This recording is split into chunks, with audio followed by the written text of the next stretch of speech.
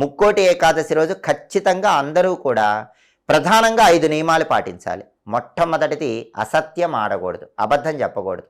రెండోది కోపం తెచ్చుకోకూడదు, ప్రశాంతంగా ఉండాలి.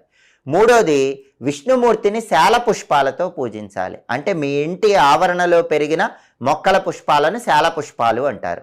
మీ ఇంటి బయట ఆవరణలో ఏవైనా మొక్కలుంటే వాటి పుష్పాలు ఏవైనా సరే వాటితో విష్ణుమూర్తిని పూజించండి. దీన్ని శాల పుష్ప పూజ అంటారు. ఇది ముక్కోటి ఏకాదశి రోజు చేస్తే అద్భుతమైన ఫలితాలు ఉంటాయి. నాలుగోది ముక్కోటి ఏకాదశి రోజు గరుడ ధ్వజ దీపాన్ని వెలిగించాలి. గరుడ ధ్వజ దీపం అంటే విష్ణు సంబంధమైన ఆలయంలో ధ్వజస్తంభాన్ని గరుడ ధ్వజము అంటారు. కాబట్టి ఎవరైనా ముక్కోటి ఏకాదశి రోజు రాముడు, కృష్ణుడు, నరసింహస్వామి, వెంకటేశ్వర స్వామి ఏ విష్ణు సంబంధమైన ఆలయానికైనా వెళ్ళి ఉత్తర ద్వారం గుండా విష్ణువుని దర్శనం చేసుకున్నాక ఆలయంలో ధ్వజస్తంభం దగ్గర దీపాన్ని వెలిగించండి. ఆవు నెయ్యితో కానీ, నువ్వుల నూనెతో కానీ